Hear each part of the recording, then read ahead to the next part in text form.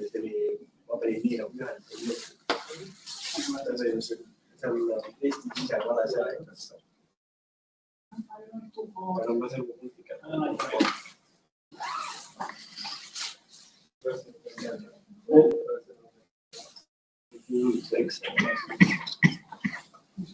No ma arvan, et kui sa ei oska, siis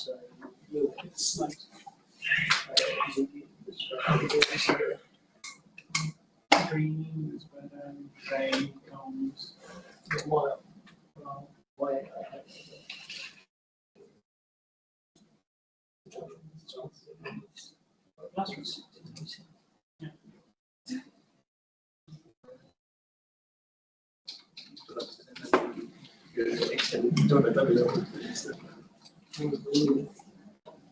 Eks iga noppu võetud läbi.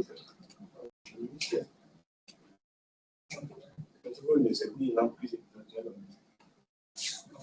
Kategoorias on nii tekstiga, kui ei ole.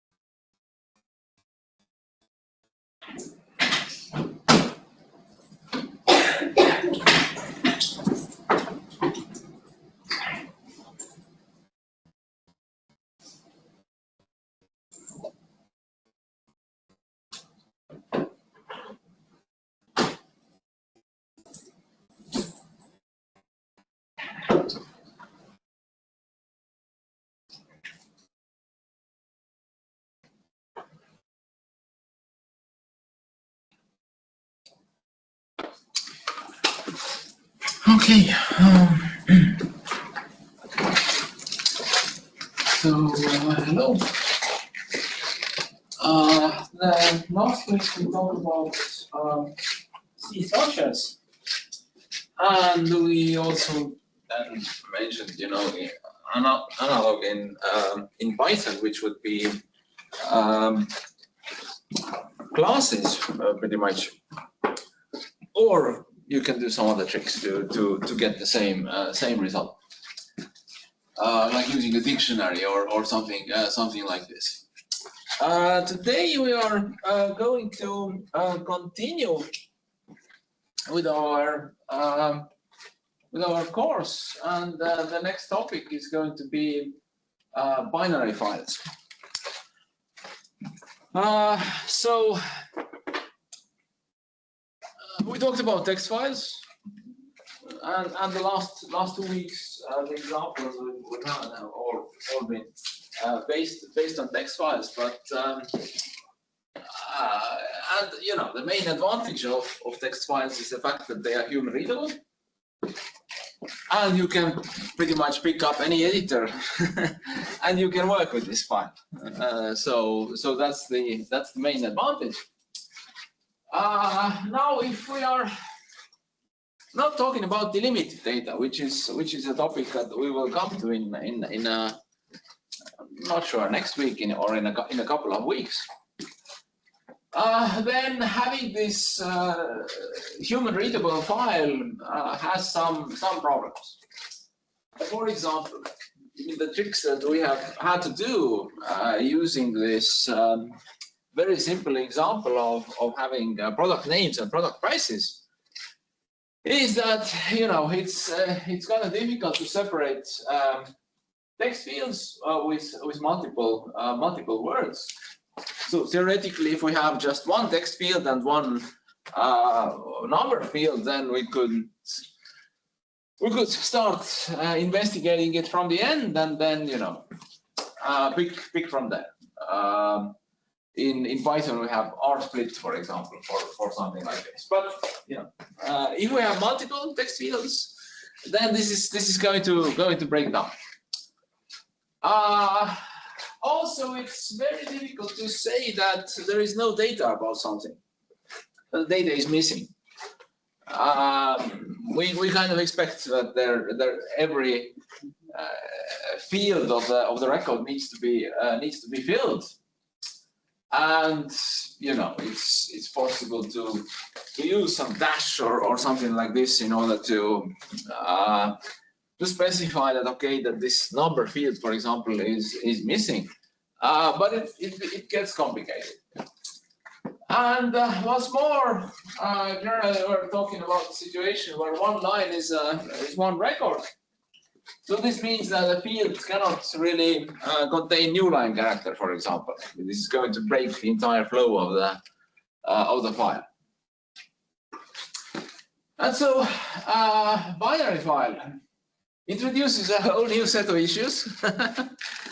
But some of these problems are resolved. The main issue is that it's no longer human readable, and you cannot use any text editor that you want in order to alter data in this file.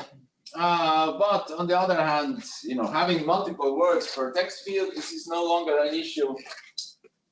Theoretically, you can even have a new line in a text field. It just comes down to the fact that, you know, how do you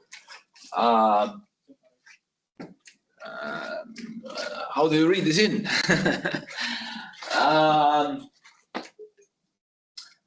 It's still difficult to know that data is missing, so, you know, usually you have to encode it using some forbidden value, but it's slightly easier than in the case of text files. About information in this binary format. Generally speaking, I mean, how did the binary files even get started is the fact that we have data in the computer memory, and the contents of the memory are simply written to file, and that's it. There is no processing done. They are exactly in the same format as they were in the memory, and therefore, let's say this is the easiest part of it. If we're looking at text, then text is pretty much stored exactly the same way as it is displayed in the terminal, with one exception that, you know, if we have structures, we have a text field in a structure, then we have specified the width for it. And so, you know, there is going to be more space reserved for this data. because we need to take into account that we might have another record where let's say so this text field contains more data and so on. So yeah, that's one of the advantages of text formats. That we don't really need to add some spaces or something like this. Even though that also exists, reports were formatted in this way. This is called like fixed width text format. And for example, if you import a text file in Excel, then it offers this option that you can say that okay, each field has a fixed width. Numbers are text is pretty much continues to be human readable also in binary file. Numbers won't, because they are stored in this format, that in the binary format, so that it would be easier to perform calculations with them. So converting it back to text is an extra step, and now this extra step is no longer being done. So the binary numbers are not human readable, but theoretically they could take up less space. But this depends on what data type we use. So if we have an integer which is, let's say, 4 bytes, and the value is 5, and 5 takes less space, even with the delimiter, than the 4 bytes that is there in the binary version. But if it's longer, then then at some point we are going to get this disadvantage. So other information can be encoded. So last time we talked about this enumerated values, for example. So basically we're storing integers, but I mean this means some data. But if we're talking about binaries, then binaries are often also mentioned for executable files. These are binaries. There is usually a folder called bin where all these files are being stored. And yeah, so stuff like CPU instructions are also stored in the binary format. So a simple binary file. We'll talk about complex binary files another time. So today's topic is more about this the simplest solution. The idea is that that the entire file consists of exactly the same type of data units, and this data units can then be, it could be integers, it could be real numbers, or it could be some kind of record, so some structures. And pretty much, basically, this means that this array of data units in memory is written directly to file and can be reloaded from file back to memory without any extra steps. So each field in a structure has fixed length, and each record also therefore has fixed length. And this means that in case of binary files, it is theoretically possible for us to navigate in this file. That in the case of text files, I mentioned that there is no command to move up, let's say, one line or something like this. In the case of binary files, since each data unit is the same size, there is not a problem. We can seek in this file and move to the exact position where another record starts, for example.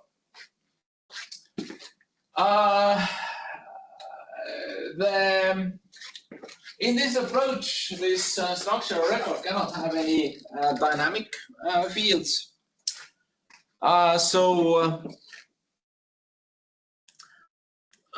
This is a topic a bit for later, but if we if we want to save space, and theoretically, let's say we have this text or string type of fields which have fixed width, then if we make them dynamic, theoretically we could save some space. But then if we try to save such a record into a file, then it's going to just store the memory address where the actual data is, and the actual data is going to be lost. So, in this case, we are no longer dealing with a simple binary file, but a complex binary file, which means that, it has variable length records. And, this is a whole other topic. We'll talk about it another week.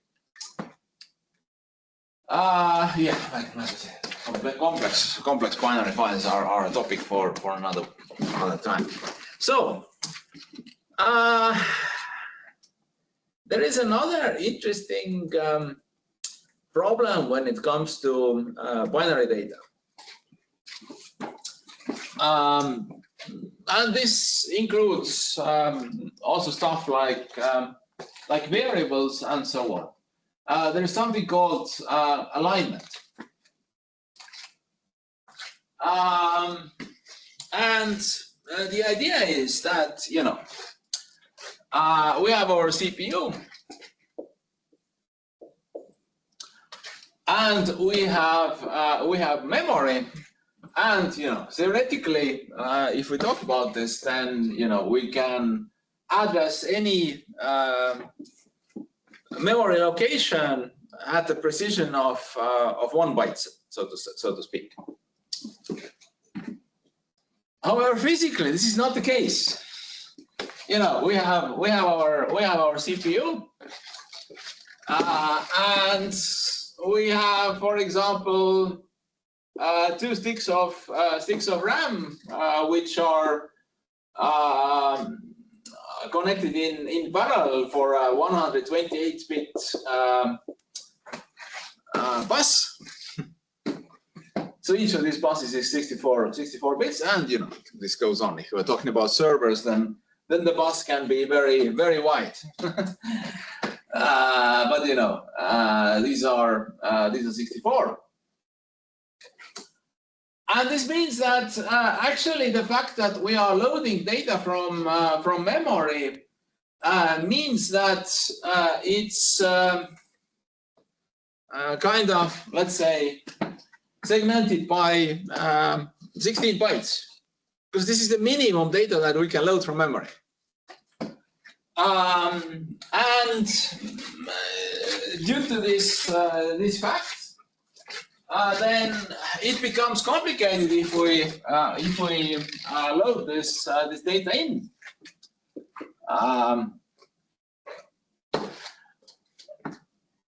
So let's say each of these are 8 bytes. These are now 4 bytes.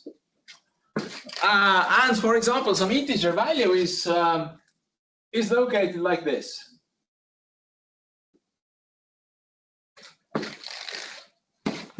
The issue is that this means that we need to shift it to a correct position so that we could operate on this. And this is exactly what the alignment is about. So the fact that we have data types which consist of multiple bytes, and we don't want them to be just located anywhere. The address should be divisible by the size of the data type. In this case, it's most convenient for CPU to load in this data. And now, generally speaking, especially when it comes to x86, this is not that big of an issue. The CPU has instructions that it can really perform this shift operation and put it into the correct location. However, some architectures do not support this. I think, I'm not sure. Was it RISC-V? Maybe it was RISC-V.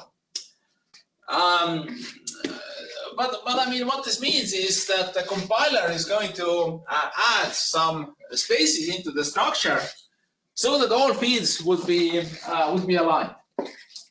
And since this is done by the compiler, this can be turned partially off. This is called backing. So it's a backed record, which means that the alignment rules don't match, and we have exactly this sort of situation as is here on the whiteboard. So there's no wasted space in a backed structure. But data processing becomes more complicated, although this is usually not handled by the programmer, but compiler does it on its own.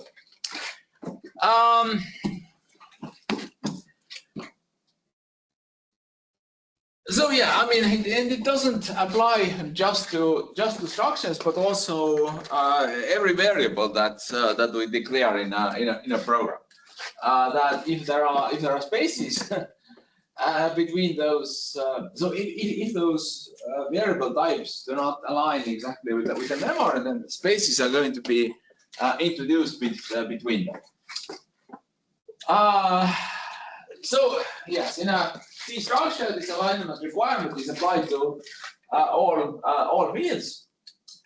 And since arrays can consist of structures, then this means that the fields of the next structure in an array must also be aligned. And so we have an example here. So we have some sort of record. It has a single character field, a single integer field, and a single double type field. And so this character is put here at the beginning, and then we have 3 empty spaces which are just wasted. Then we have an integer. Integer needs to be divisible by 4, so it can be either here or it can be here in the middle. And then we have double, which needs to be divisible by 8. And so this is one record. This is the next. Next record. And even if we, reorder this stuff, but for example, this double field is first one, second one is integer field, and the third one is the character field, there are still going to be 3 empty spaces because the double field of the next record has to be aligned. And so, this introduces this problem. So text and characters don't have to be aligned. So therefore, the text length is one of those things that where we can sort of organize this ourselves. And in case of number fields, we can group them together or use perhaps a different data type. So we have another structure here with a character with an integer and then text field. And the text field is currently 10 bytes. And what happens here is that we have this single character, and then we have 3 empty spaces. Then we have an integer which takes up 4 spaces, and then we have 10 spaces for a character, which takes up this room. But in order for the next integer in the array to be aligned, this entire record also needs to be, the size of the entire record also needs to be divisible by 4, which means that additional 2 empty spaces are being inserted here. Even if we counted this, it would take up 15 bytes, but in actuality, it takes 20. So 5 bytes are pretty much wasted for each record. And so if we now reorder this a little bit, say that this integer field is first, the character field is second. Character field can be located anywhere, and the text field is actually 1 character longer than previously. Then we are using up all our space as it should be. the structure takes up exactly 16 bytes. And we have saved actually considerable, I mean, in this example, considerable amount of room with this this reordering.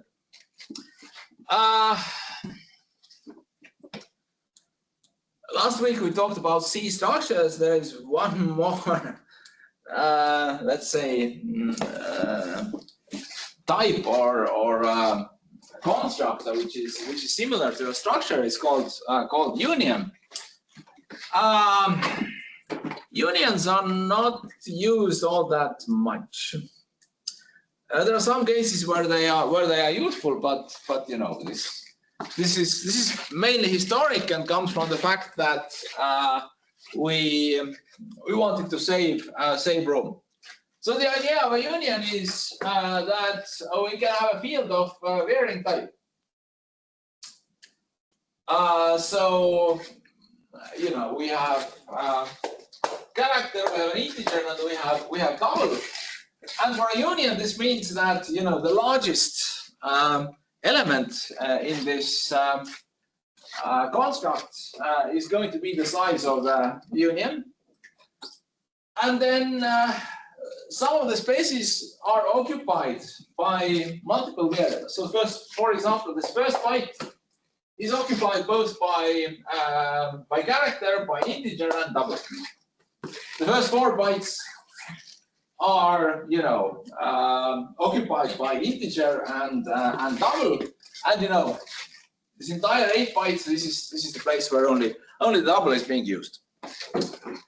And the idea behind it was yes, that we have some sort of additional field which tells us what type we are dealing with, and then instead of using up this much space, if we have a fixed structure for this, this would take double the room. But now we are just taking up 8 spaces and 8 bytes, and this is more convenient. And there is some additional logic which, let's say, supports this approach, that if we have this varying data type, then, and independent of what type it is located at a certain memory address, then it's more convenient to access it in some cases. But yeah, this is a horrible construct. We're not really going to talk much about this. However, something that I forgot to talk about last week is nameless substructure, or nameless, let's say, subunit. So in the case of union, we have to usually also say that, okay, what sort of data type is actually being stored there. So we would need to make a structure, and we have an integer here, or it could be also a character or whatever, saying that what the type is. And then we have a union which is of these multiple types.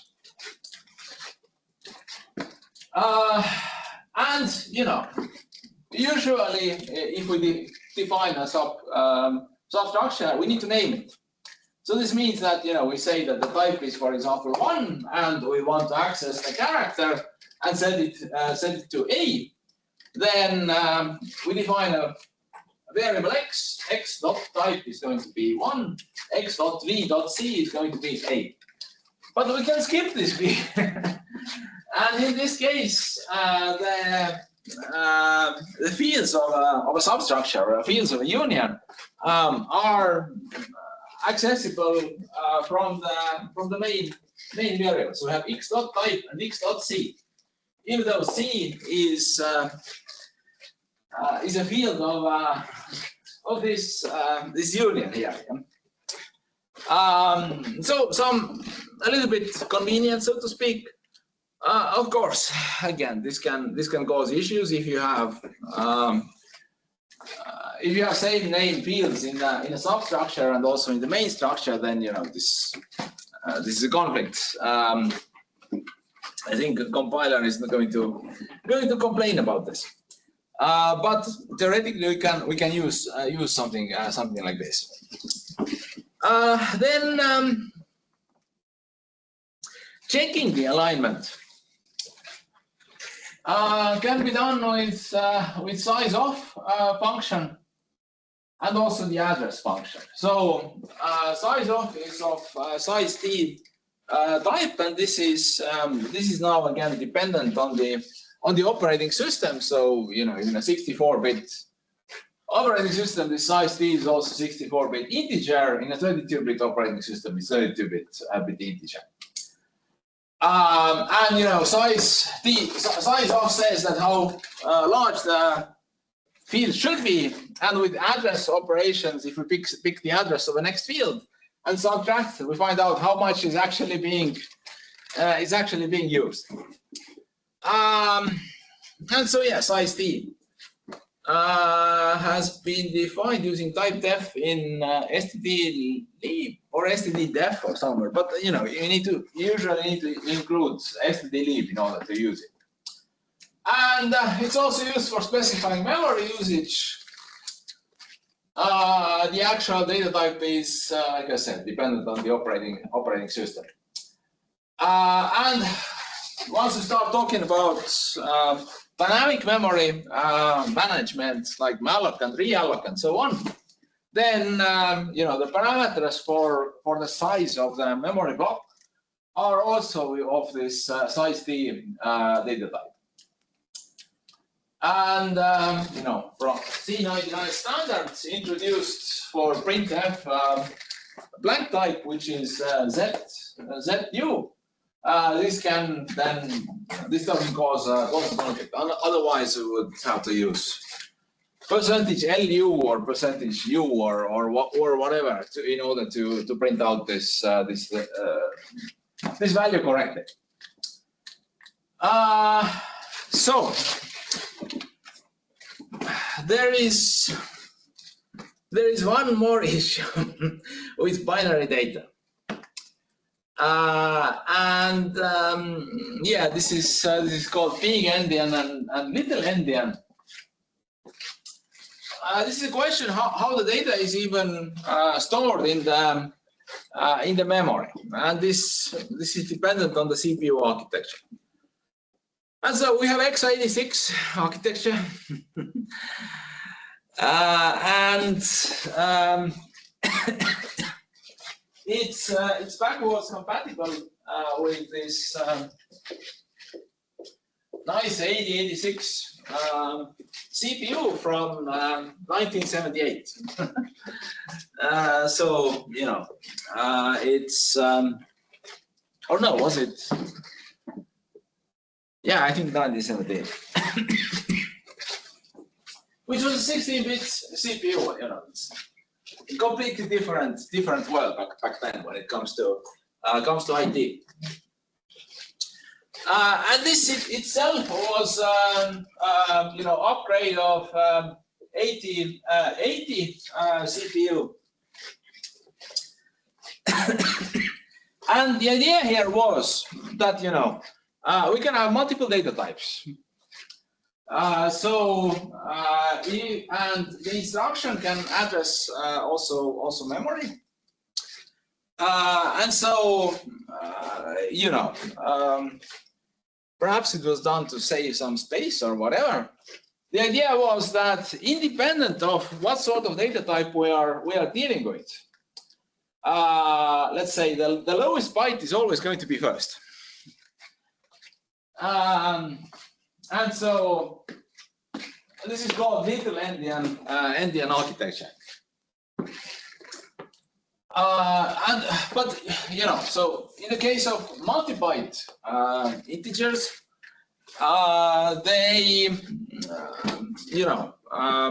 this means that the lowest one is first. So I have this example here that we have, let's say, in hexadecimal 592, yeah.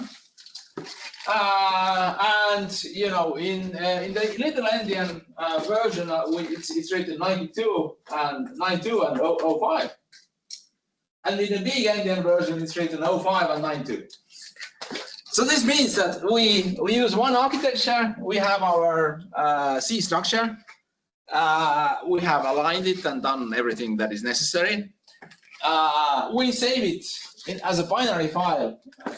We save it as a binary file, you know, this stuff in the memory. And then I try to open the same binary file on a different CPU architecture. And all the numbers are completely garbled. Because I mean, yeah, it's going to interpret this as an entirely different number. So this has sort of become less of a problem. So you know, Intel and x86 architecture is very widely spread. So nowadays this little endian is more common, and you don't really run into this problem anymore. But you know, there is still one Spark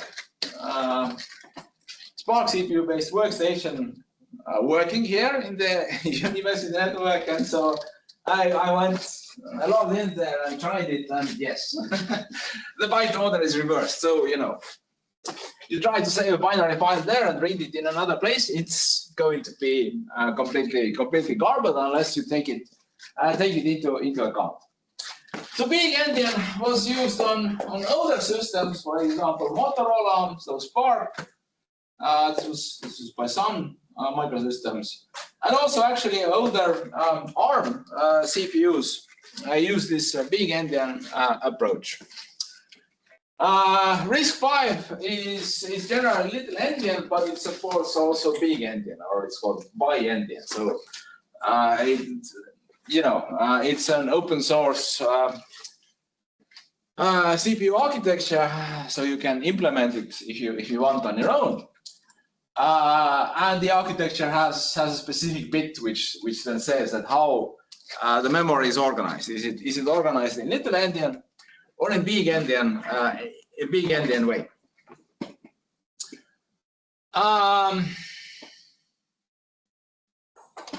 So yeah, the reason I talk about this, you know, all this data, all these files about, you know, big endian and little endian, and also let's say field alignment and record packing comes from the fact that, you know, we can have our, let's say, C application which uses structures, saves all this data into a binary file, and then we need to open it up in something else, for example in Python. And then in Python, it's necessary to describe exactly what is the architecture of data, because, you know, Python has completely different data types. They do not match these C data types, and so all this information is important. You know, if there is an alignment issue, so to speak, then you need to specify in the format that there are some wasted spaces inside the structure. Otherwise, it's not going to read this data correctly. The same thing with alignment. You know, if there is an issue with alignment, you know, you have to specify it in Python, and that's why. No, not alignment. With big endian and little endian, you know, architecture. This is also something that you have to specify in this format, which endian version it is actually using. So in C, basically our fopen gets an additional option. So we have to put B here as well. So it's either RB, WB, AB for read, write, and append. And it can be multiple operations. So read and write with R plus B, W plus B, and A plus B.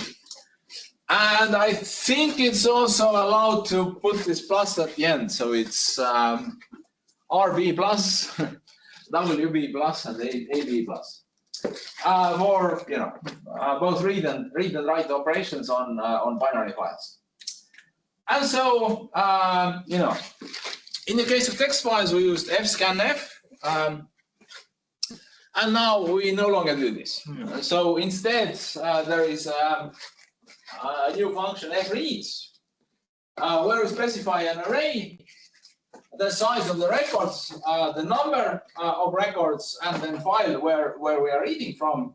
And this is going to fill this array with that number of records or less.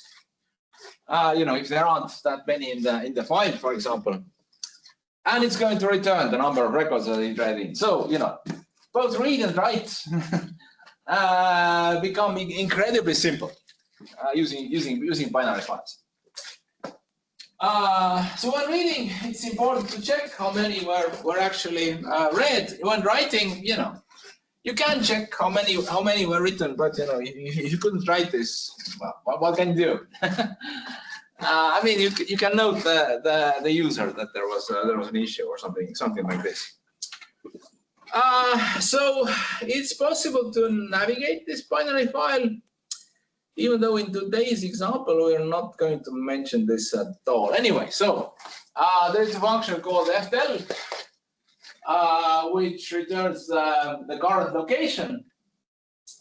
And then fseek is used to change the cursor location within the binary file. And we specify the file, the offset, and this origin point. So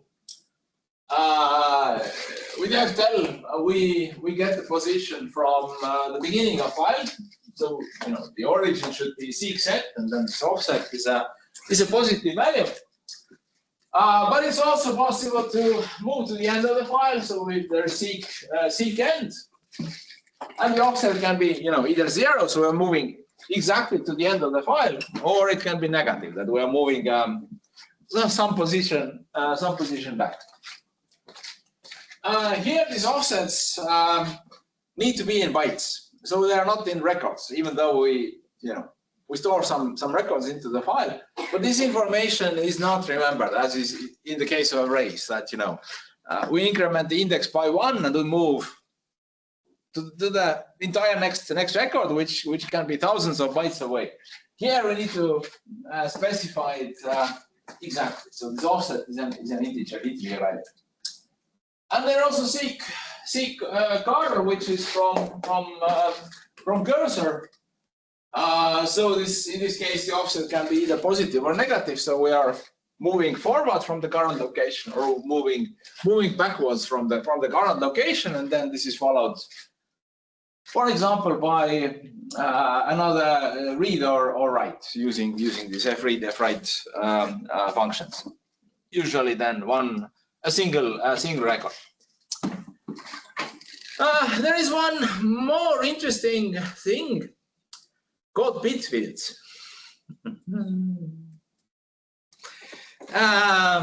Bit fields should be avoided in the case of binary files because, again, depending on the architecture, they are going to be positioned very, very differently. But the idea is that, with this colon and digit after it, we can specify the width of a variable or of a field in bits. So, for example, we have structure date, and we have the day value of the date. The day value can go from 1 to 31. So for this, we actually need only 5 bits. And we can specify that it's unsigned integer colon 5, saying that only 5 bits are used. And again, compiler handles all the rest. You can perform operations on this, but once you try to save a value here that is larger than 31, then it will be truncated, and you get the remainder of this operation. Modulo operation with 2 to the power of 5, pretty much. So for a single field, this doesn't really make sense. We might do this, but we have unsigned int here. Therefore, this structure is going to take up 4 bytes. But usually we have multiple of these. And let's say the number one place where you would encounter this is in the case of controllers. That you have some, for a controller, you have some configuration values, for example. And this is presented as a C structure with this, this option that you have this column, for example, in the case of this date, that we have column 5, column 4, column 15. This takes up, 24 bits. And, we are, again, compressing the space. So in the case of controller, it's going to be something else that, for example, you have enumerators and so on. What's the operating frequency of the CPU on this controller, and so on? Are interrupts enabled? Are timers enabled? And so on and so on and so on. So usually it's quite a large structure, having multiple fields. But you have this column after each of them, and when you run it on this specific controller, then you can access these bit fields and operate with them. Now the other functions like size of and address functions don't really work with bit fields because this is somewhere in the middle of a byte. And we will get some erroneous data. So therefore, trying to apply these operators on a bit field is going to cause a compiler error. But again, this is something. If you have to program a controller, you will encounter this. How practical it is in everyday life, again, question. How starved are you for memory? Because yes, for a date, we could do this. We could use up only 24 bits, and we have 8 bits left over. So the year could be from minus 16,000 up to plus 16,000. We could construct this even more. But yeah, it's something that C supports, but in the case of binary files, really not recommended. Anyway, and then finally packing records. Actually today we don't have a single example of this, but anyway, so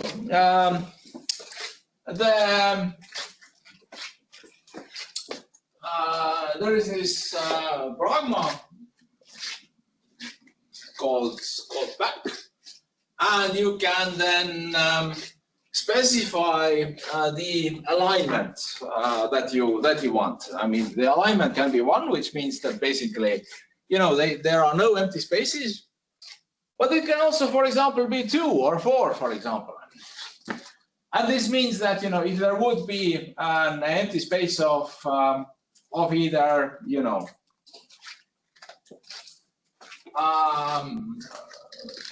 bytes, then this is being compressed. But if it's 1 byte, then this will be left there.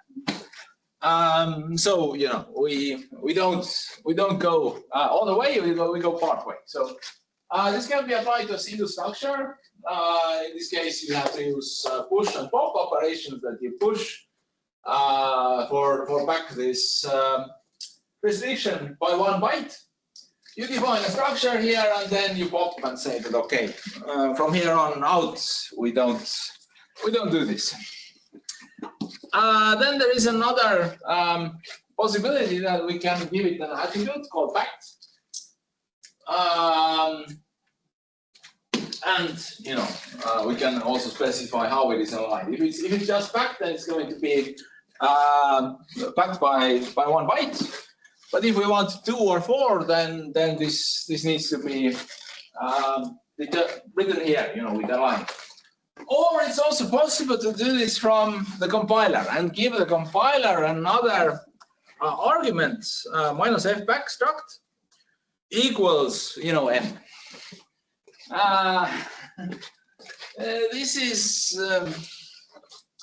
this is kind of bad approach because this is just for compiling. If you use binary files or something like this, and somebody else just takes some of the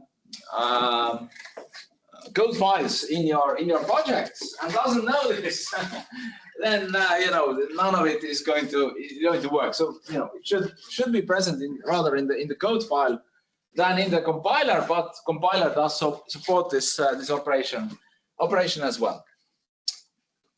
So in Python, when it comes to complex binary formats, then there are many corresponding libraries, either first party or third party. And if you have your own binary format, then you need to import the module struct. And generally speaking, in Python, it's kind of complicated to deal with C structures. So, in C, we had just f-read, f-write. We don't really need to care about anything else. But here we need to describe the formats, and then we need to either unpack it from this format, one chunk at a time, or pack it into this format if we want to store it as a binary file. So yeah,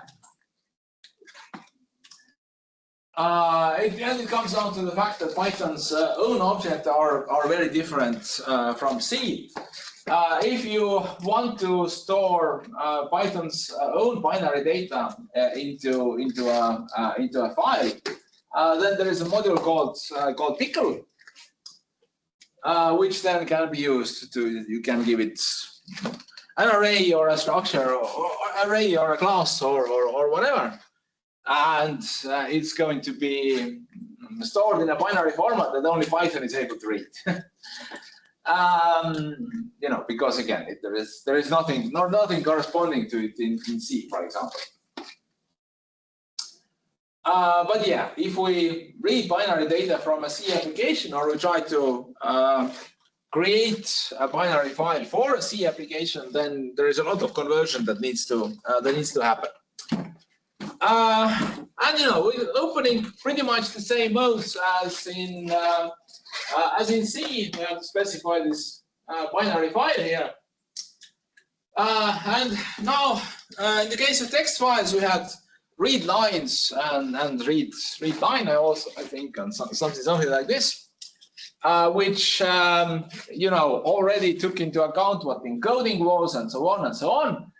So here we're dealing with bytes type array, and even though we have text there, this text is encoding is not applied to this, so that it's stored just as a sequence of bytes, and Python is not willing to access it as easy. So yeah, we open a file.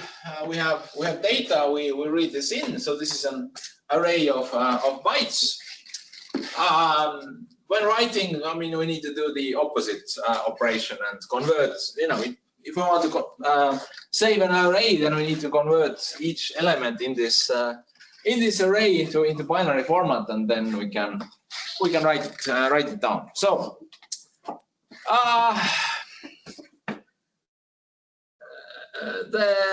this struct module requires a record format. And the first byte specifies the byte order or the endianness of the record. So and says that it's the same order as the local system. So this could be little endian. So less than is also called little endian, and bigger than is called big endian order. So if we have a value of 5 and we have an integer, then in little endian, so this 5 is located here, and then we have 3 zeros. But in big endian version, we would have 3 zeros, and then we have this 5 here. This is going to be you know, and if we mess this up, and like I said, it's going to be completely different number. It's going to be 5 times 24 million. So yeah, 120 million at least, plus change. So so this is one aspect, and then for data, I mean, first one hasn't been translated. God damn it. Anyway, so the X is the extra byte which comes from alignment. So that's the reason why this alignment is important. That, you know, you have a binary file with these alignment spaces between them. You try to read it in Python and you ignore it, everything is going to be shifted. And, you know, Python is going to assume that the record is packed, pretty much, yeah? And you know, you cannot give this information how the record is being packed. So if it's by one, it assumes it's packed by one byte, and therefore, if there are unused bytes there, you need to specify them with X. Then there is C, you know, a character byte, one character. B is 1 byte integer. This will be converted to int.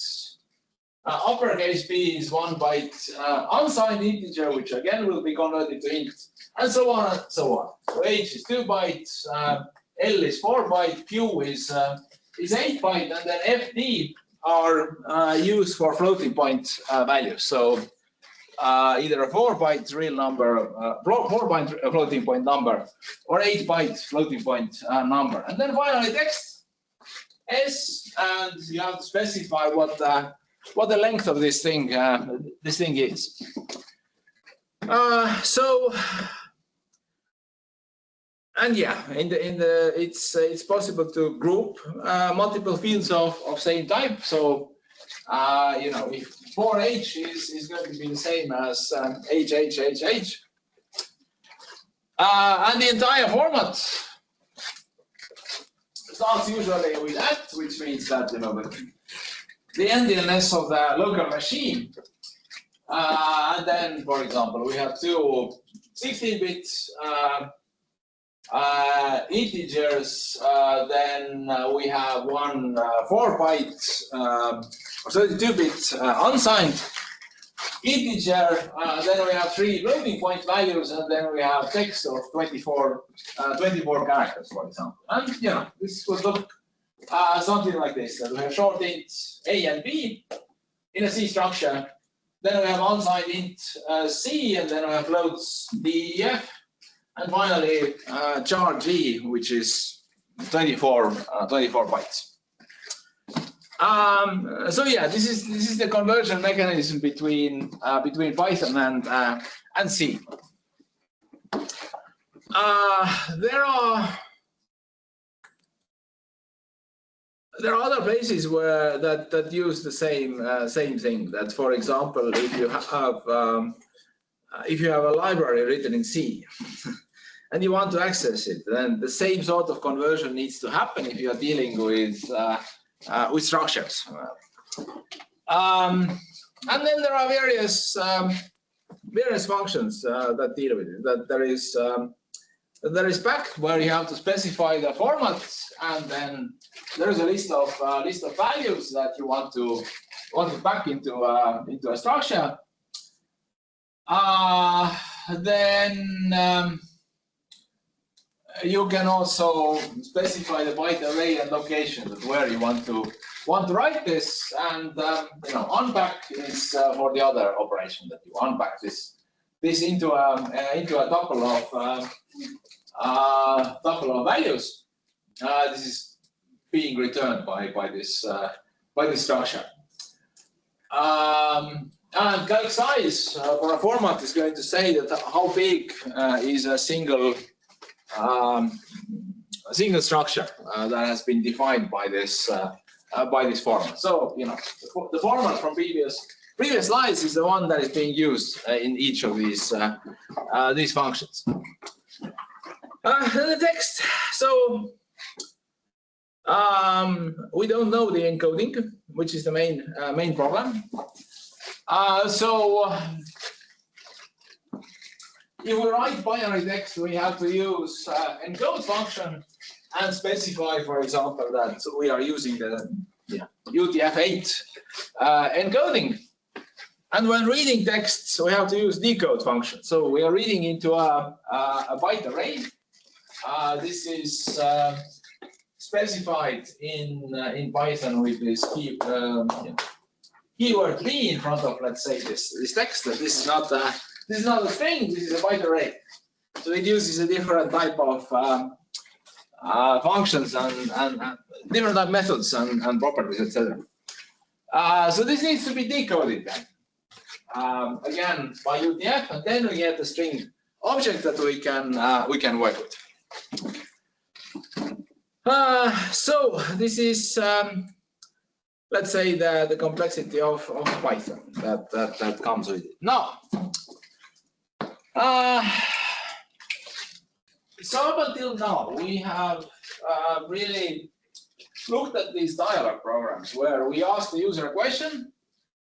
We expect an answer. We check it, verify that this is correct. Then we ask the next question. We print out some sort of result to the user, and then we exit our application. And that has been pretty much it. But I mean, yeah, this. So the programmer is speaking the order of operations. But this isn't really the modern approach. I mean, any application, any app you use, pretty much is interactive, which means that you pick the order of operations, how they are done. This is usually handled by some sort of event loop. That there is an infinite loop that waits for user input and then reacts to it. Reaction means that depending on what the user clicks, for example, it's going to call a specific function or something else that deals with it. You click a button, there is a handler button click, for example, that will be called. Now, since we are working in the terminal, we don't really support this, mouse input, etc. So, this is a bit of an issue. But we can still create at least some sort of interactivity. Meaning that we also need to have an EN loop, and we can do this by having a menu. So we specify that what are the various operations that the user is able to do, and then we wait for input, and basically based on these inputs, we select which operation is going to be the next one. So we have some infinite loop here, or perhaps it's tied to some sort of variable, and then we need to display the menu to the user process input, and then depending on this input,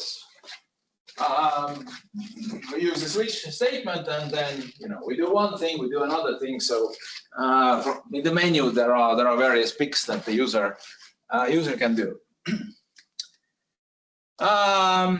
So why do I bring this in is the fact that in the case of binary files,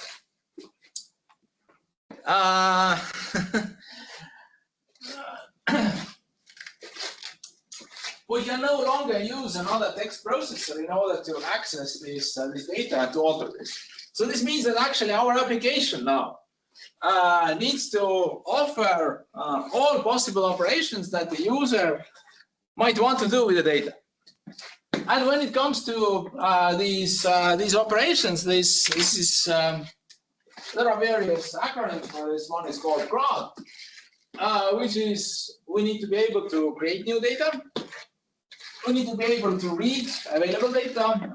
We need to be able to update existing data, and we need to be able to delete also from the data that we have. And these are the four basic, fundamental operations for managing information. That's great. And new records we read, we either view or we can search for available data, and then update, delete, either modify or remove one or more records from our application.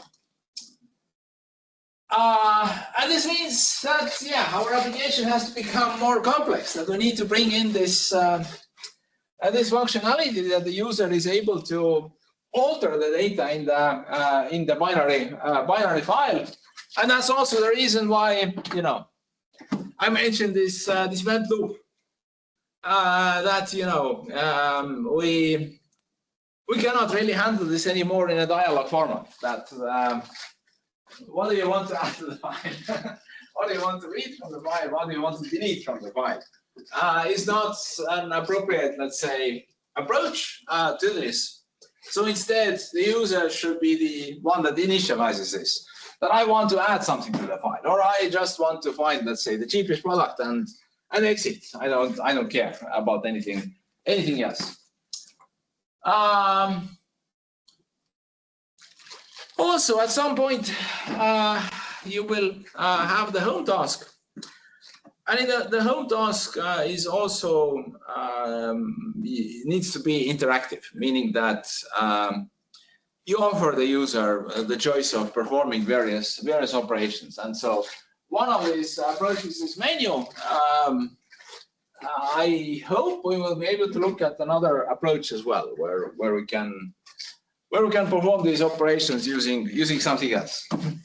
But this will be in a month or so. So this is going to take some time. So these are the slides for today. Any questions? Additional comments? How many of you are here? 4 people. 10 people are here. I wonder what's going on. Nobody wants to attend my lectures. Anyway, so I guess they're boring. Anyway, so let's look at some examples. And the first example I want to talk about is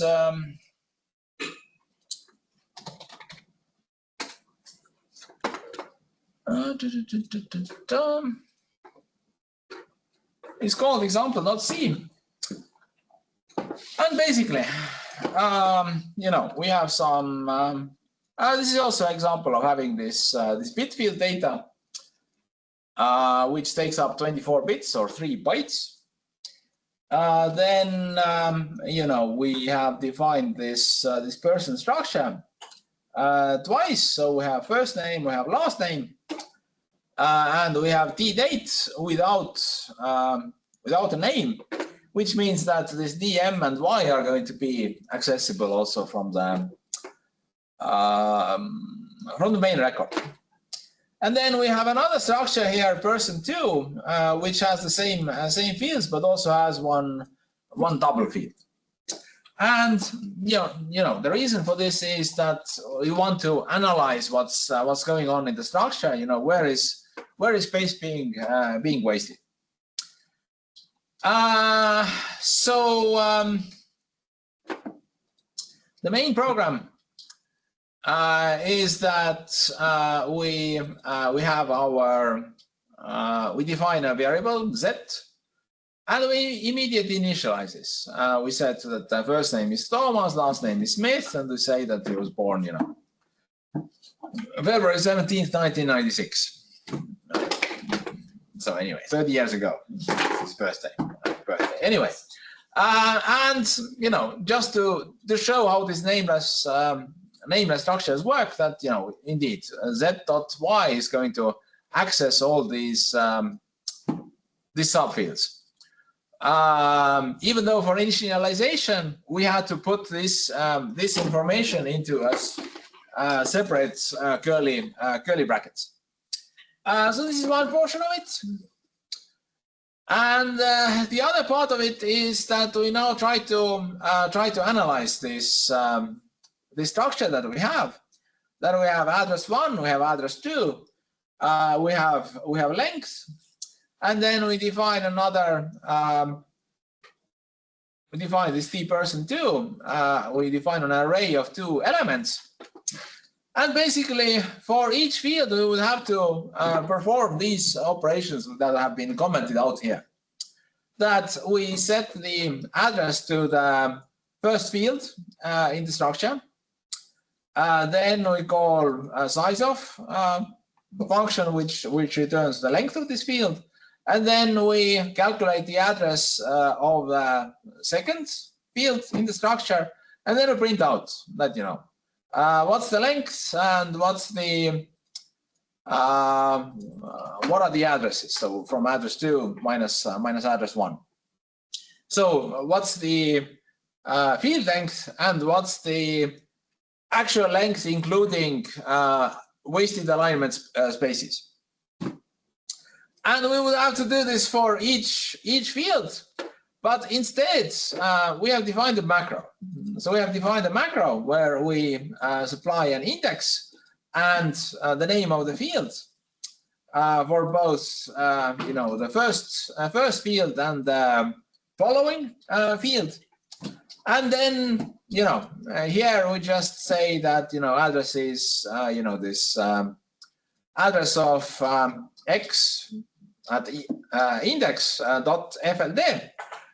Since it's a macro, this means that it will be replaced with these 4 lines are going to be replaced for each of these calculate. And the values that were supplied here, this 0 and also, you know, the field name f are going to be written here.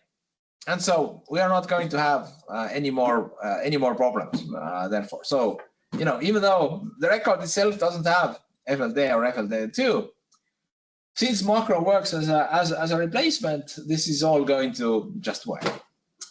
All right, so and yeah, therefore we don't need to do these 4 lines for each field. We can just call our macro 4 times, and then finally print out what's the size of the entire structure. All right, so what's going on? What? I see. The compiler here doesn't support this. Oh my God. Okay. And now it still doesn't like it. Wow.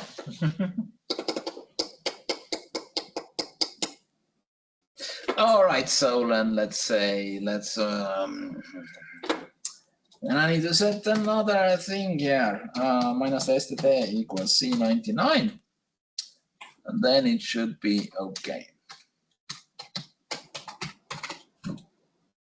Okay, build.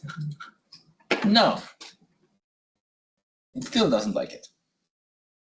That's crazy. All right, so I tried this on my computer, but it doesn't work here. All right, fine. And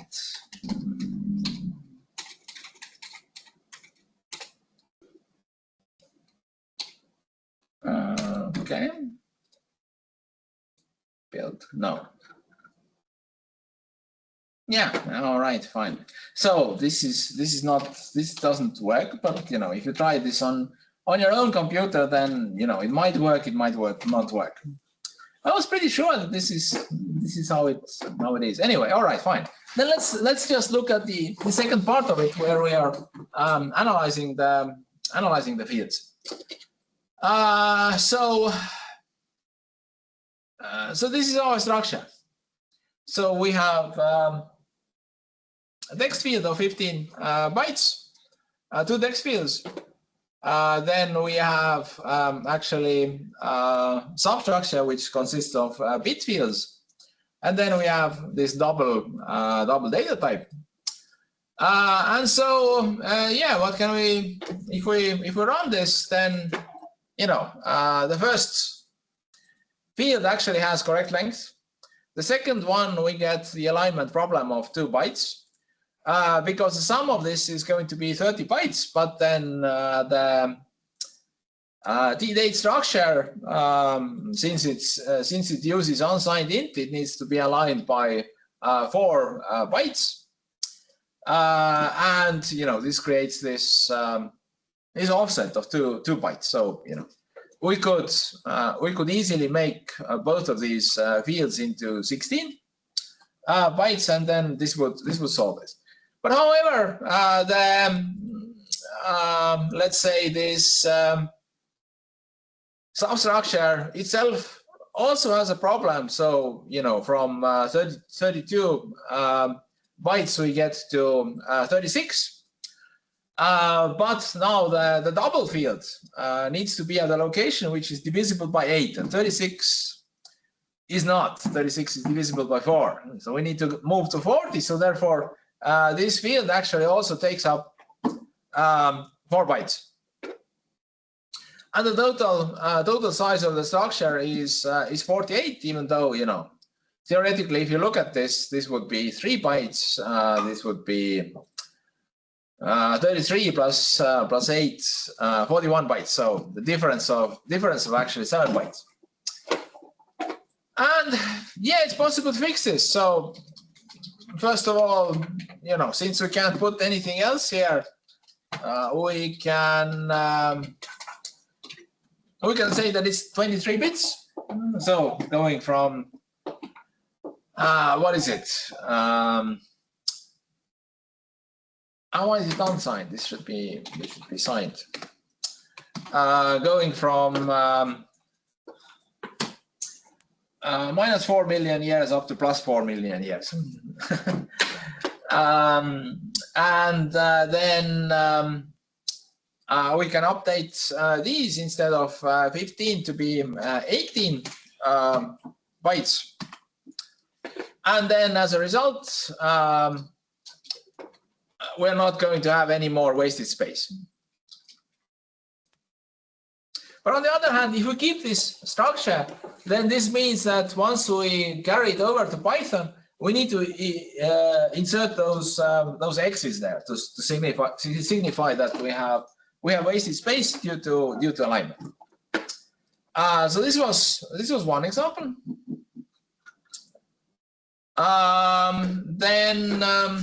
Yeah, any questions about this? I guess not. So let's go on to our product. And so I also have last week's example here. I think product 04, right? And what is this? Editor, display. Yes. Okay. And basically, last week our read products function had this size. We opened the file, and then we had this long loop where we scanned each product name and each product price at the time, and then we updated our array. So all of this is now going to be a single operation. We call fread. We give it our products, then size of one product, and then we want up to maximum records from the file, and this operation is going to fill this entire array. So, like I said, reading and writing in C is going to become a lot more simple due to this when using binary files. And there is also write products, since I said that our application now needs to be able to handle absolutely everything that deals with this file. So we need to have a menu with options for user to load data from a file and save data to a file, and update it and so on. So this uses fwrite. We didn't have anything similar last time, and again takes this entire products array and writes n elements of this array into the file, and this x actually returns then how many were actually written into the file. So if there was an issue, for example, we ran out of space, then this might be a different value than we actually wrote, but it's kind of highly unlikely. So yeah, this is file handling. Then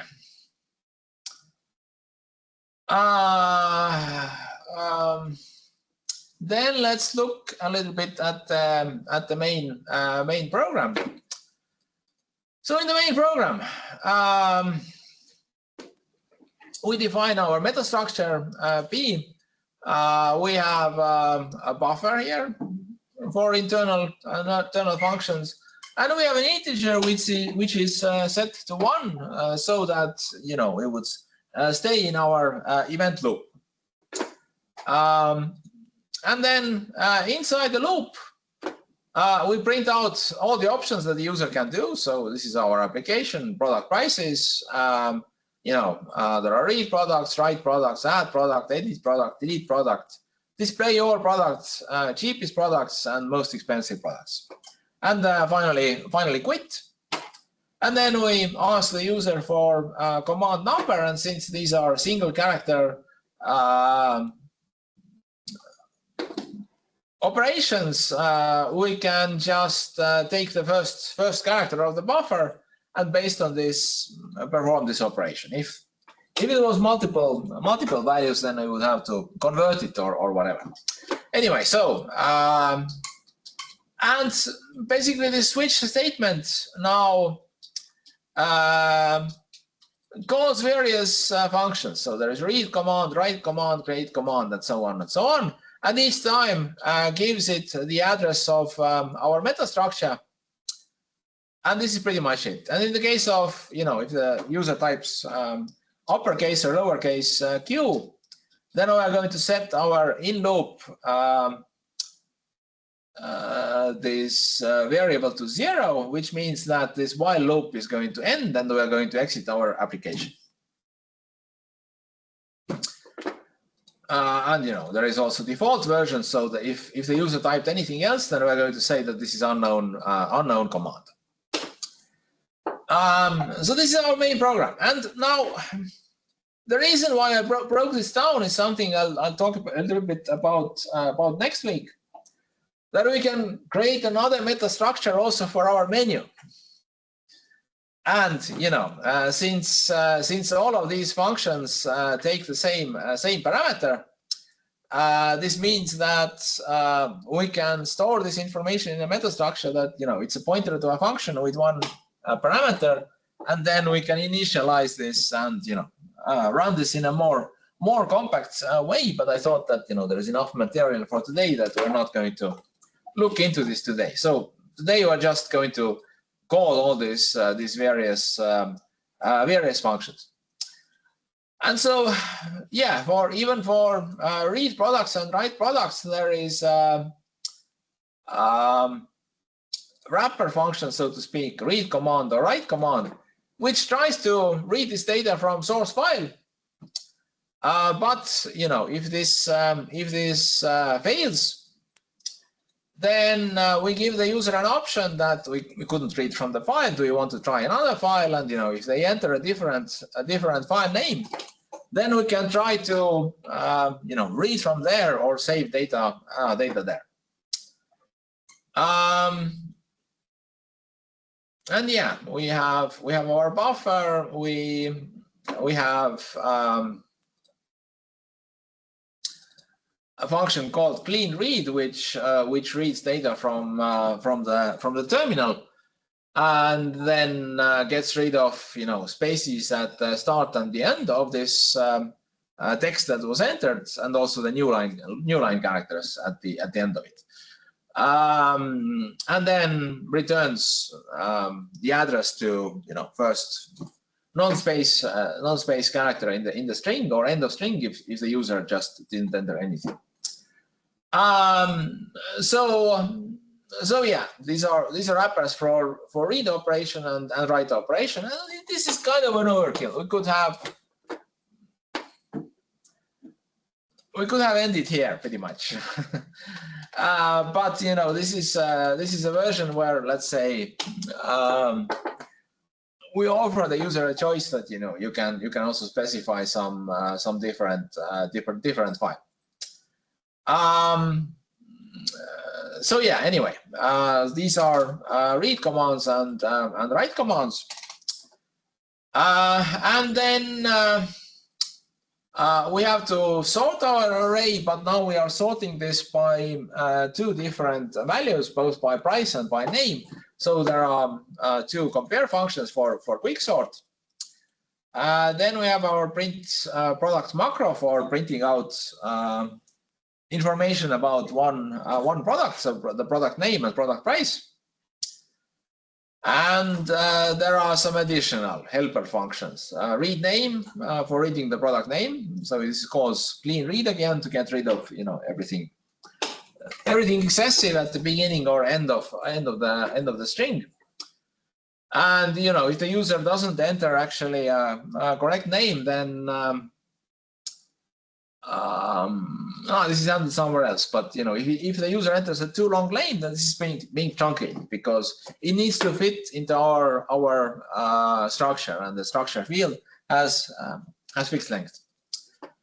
The same with read price, pretty much. That, you know, the price should be readable. So we read an entire line of text, and then we use scanf to convert it into a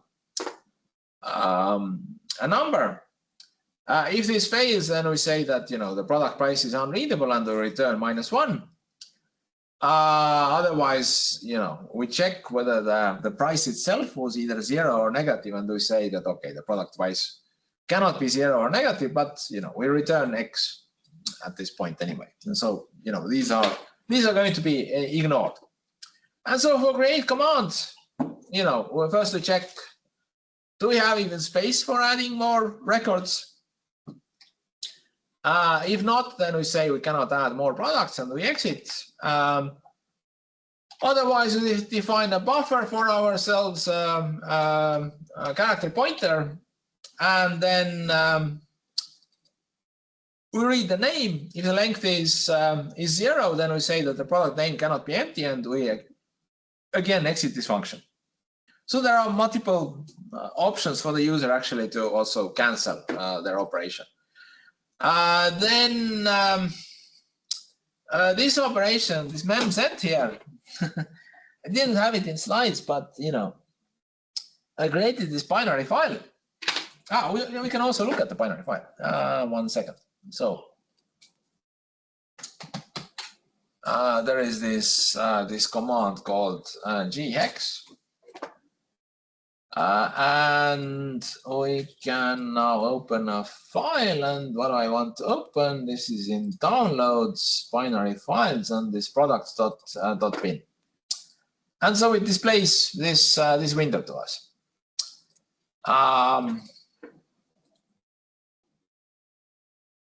Yeah, something like this. Can I make it bigger? No, I can't. That's unfortunate. So this is completely unreadable, isn't it? Anyway, why can't I make it bigger?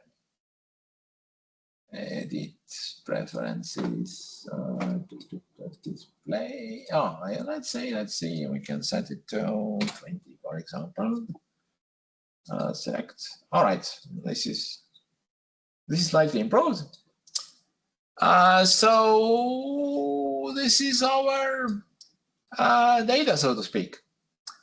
And you know, as you can see, indeed, we have I think 48 symbols for each product. And so we have apple juice here, we have cabbage 1 kilogram, we have carrot 1 kilogram, and then this is followed by zeros, and then these 8 bytes here.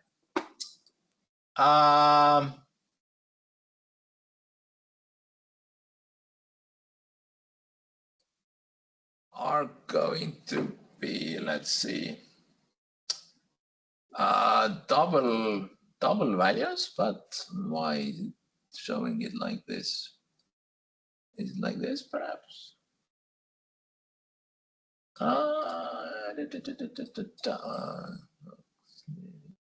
No, this should be it. Interesting.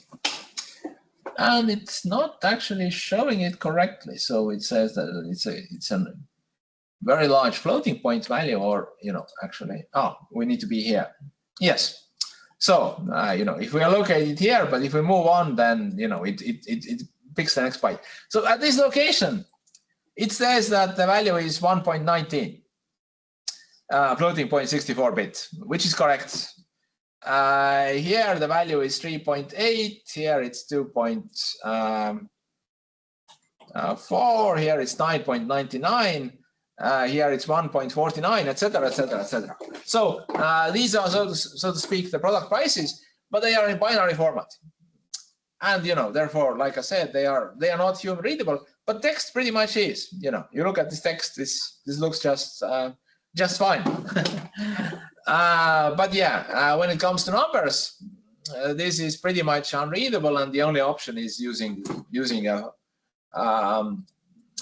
program like this, which can display hexadecimal data. So that's why it's called ghex. But it's available under Linux, not under Windows. There are some other option, hex editor or something like this will also let you see the binary format of the data in a binary file when you move to a correct location. Anyway, so this is our source file, and the reason why I called memz here is that we are reading in a string. But the next operation, so let's say the string copy, we are copying over only the valid character, so of the length of the string. So we do not copy over everything. And this means that if in the memory at this location there was some garbage previously, then this will remain there. We are not going to clear it with our string copy command, and therefore, we save it to a binary file. This will be visible there, whatever was in the memory before. And so I wanted to avoid this, so I added this memz, which now clears this entire name, sets every symbol to 0, and then we string copy, we copy over the user entered value. And this means that the beginning is going to be correct, and at the end there's not going to be any garbage. Then we read the price. If the price is negative, then we cancel again, and then we update the price. We increment the number of records, and we print out that okay, we added one product. Then for display commands, this is the one that prints everything. So basically, the R in the crowd operations. So we call quicksort. We sort our data according to product name. And if there isn't anything, then we say that no products. I mean, this is a good question. That should the quicksort perhaps be later on here? If there are no products, then there is nothing to quicksort. But on the other hand, if you give it 0, then quicksort is also going to exit immediately. Anyway, so in other case, we print out the heading that we have products, and then we print out all our products, and we also add a number before them that, this is product 1, product 2, product 3, etc. And then we call the print product macro, which then, behaves the same way as last week. So this is for display. And the reason for this is that, for some operations, like for edit and delete, if I want to add a new record, then that's fine. We're going to add it at the end. Doesn't matter. if we want to edit a record, then we need to be able to select it. And so how do we select it? The idea is that we are again going to call display command. So we're going to print out the entire array. And then we say that, okay, select product. We want to do something with it, either to edit or to delete, or press enter to cancel. And then, we have another buffer here. We read a line of text. We try to read an integer value from there. If this fails, then we are going to return -1, which means that nothing was selected. If it is not within acceptable range, then again we are going to return -1. And otherwise, we are going to return x -1, which is basically that for display the number started from 1, but in the actual array the locations will start from 0.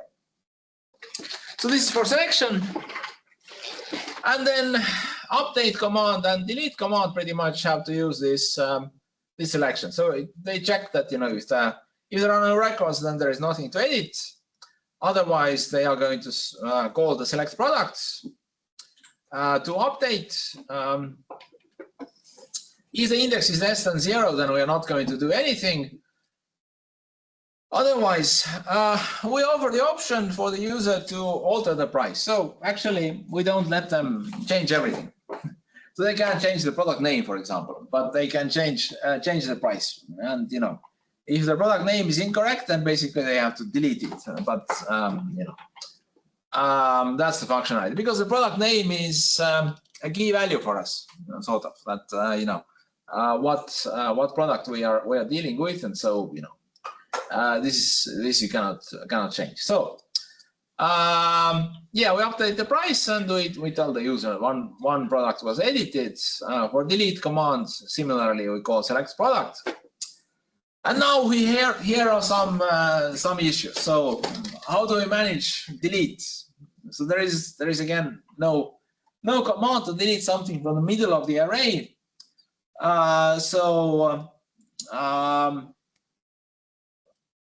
One option is that if it's the last product, then we can just decrement the number of elements.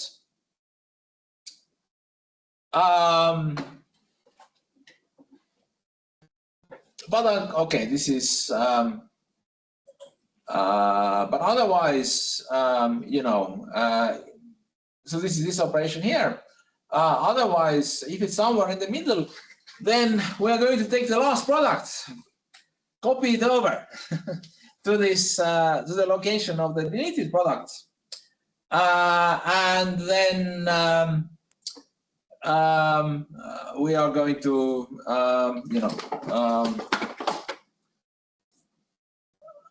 decrement the number of products and say that one product was deleted.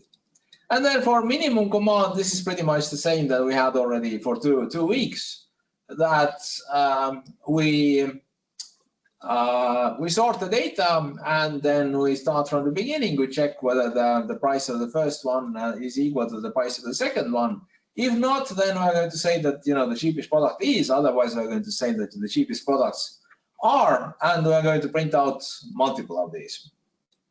And the same is done then for the most expensive one.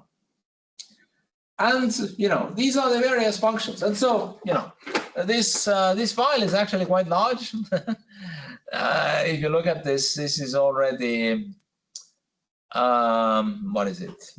6 kilobytes of code, pretty much. There are very few comments here. And yeah, these examples that we will look into, they are going to start growing. We want to introduce more functionality then, or use let's say exotic data format, which binary file kind of is. Then we need to bring in a lot more functionality. That all these operations with updating data, deleting data, adding data, etc. were something that were not present last week. But if I want to have our event loop, then we need something like this. All right, so we can compile it and run it, and yeah, pretty much as you can see, it prints out these product prices. So I select command 6, so it says that there are no products. Let's try to read data from files. So it says now, okay, the 12 products were read. We use command 6, display all products. It prints them out. Cheapest product, carrots. Most expensive product, salmon fillet and some ceiling LED lights are both 10 euros. And additional functionality that we want to edit a product. Let's say that this data is a couple of weeks old. I think some of these sale numbers are over. So let's say that the salmon fillet has become more expensive. Let's update this to 12.99, and it's been updated. Or what else we can say? Most expensive product is now going to be a single product, and so on. But for other operations as well, we want to delete something. Let's get rid of apple juice, for example. So one product was deleted. If I now take and write it into a file, then I can open this ghex again and look at the data, and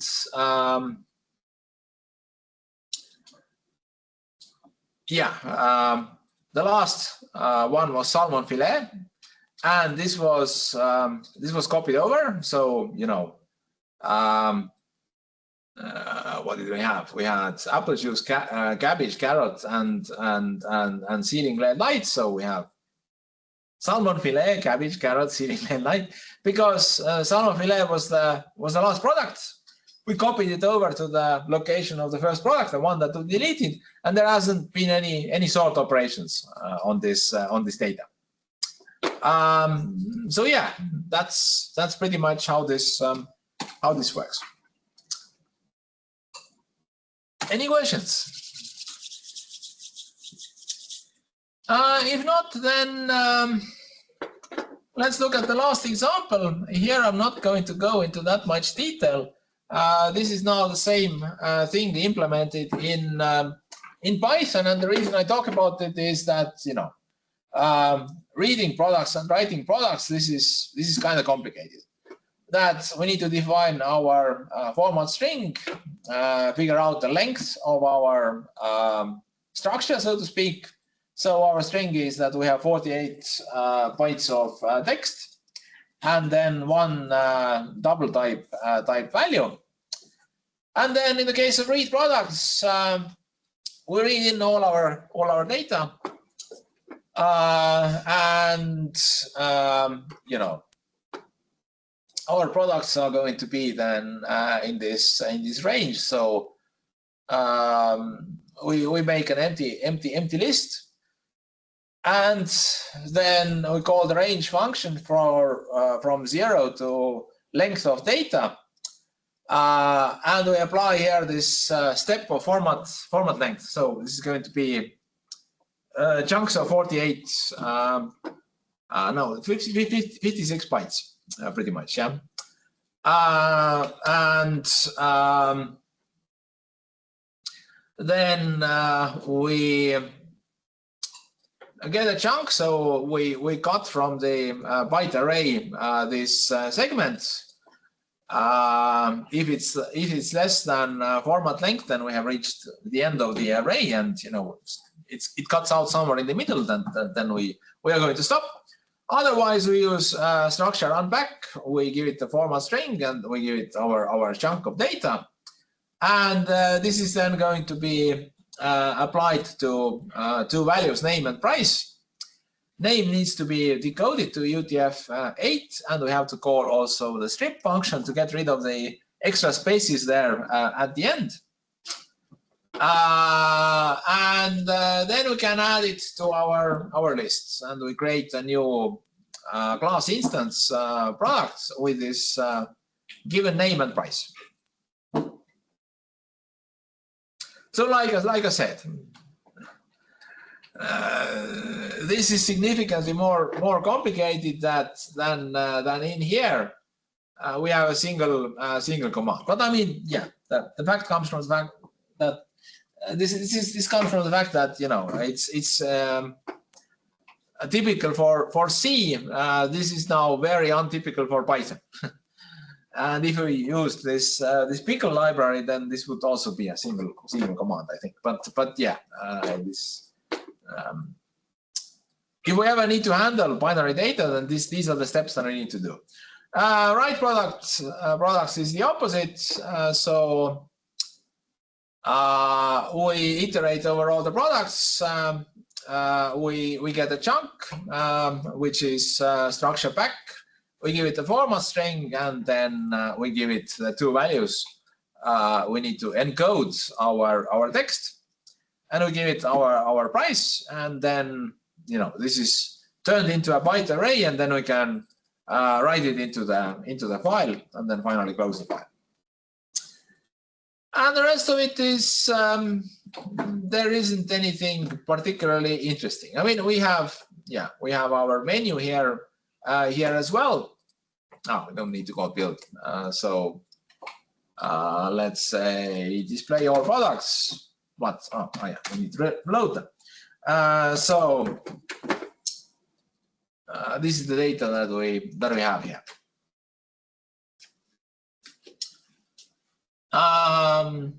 So yeah, let's say the main thing that I wanted to talk in the case of Python was just that how reading and writing this binary data is handled.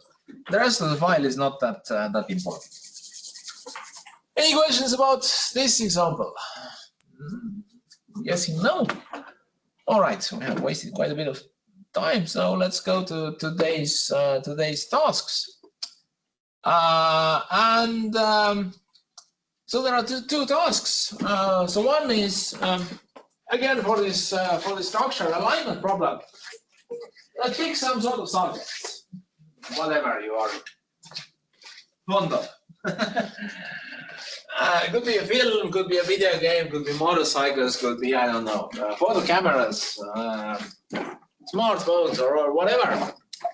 And create a C structure to store data about this, this object. There should be at least 12 fields, and they must be of different data types.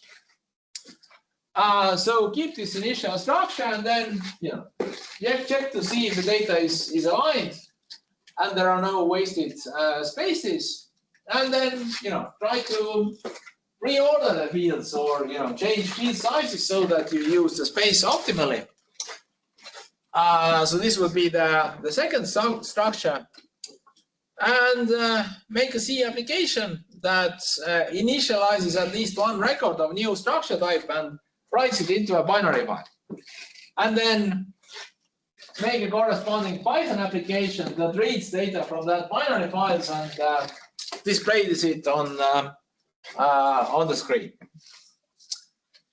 So just a small task of familiarizing yourself with this problem.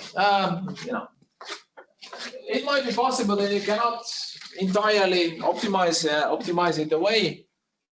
In this case, there can be these empty alignment spaces, but in Python you have to then specify them, that you have this X data type which is going to be ignored. So this is one task. The second task is that there is a subfolder called task which has multiple binary files in it.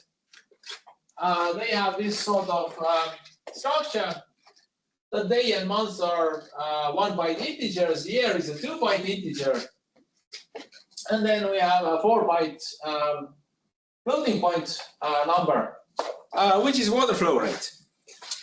So this is data that is measured at various rivers in Estonia. This is real data. Comes from Environmental Agency. They also offer it in other formats. So this binary one is just for this task. And I think it's a couple of years old. I didn't update it for today's lesson. And I again forgot to update some of the names here. This is in Estonian. This is year and this is months. I'll need to fix this anyway. So the idea is that you should read this data into some sort of array, or you can also analyze it one record at a time, and then create monthly statistics, which will say that what is the minimum flow rate and what is the maximum flow rate by year and month for this specific file. And this is another binary data that needs to then be written into an output file. So the name of the input file and the name of the output file is something that you ask from the user. And if there aren't any measurements for a month, then the statistics should be 0. And the order of records in the file is not important. So you can handle it as you wish. Do it twice, for example. And once add the minimums and the second round add the maximums, or do it at the same time, or so on. So there is some example data. There's always the name of the station. I forget which river this is from, but the data is actually quite old, almost 100 years, but not quite, from 1928. And yeah, the data starts from April, so therefore January, February, and March should be zeros for both minimum and maximum. And yeah, these are, let's say, the minimums that were taken from this file. And if we look at the binary format, then this is what should show up there for this specific year, for example. Yeah. And another one is a station in Narva, which was opened only 23 years ago, so not old at all. And Narva is a bigger one, therefore the numbers are quite a bit larger, and actually there are no decimal places. So in the binary format there are a lot of zeros here at the end, because we don't need to specify these values.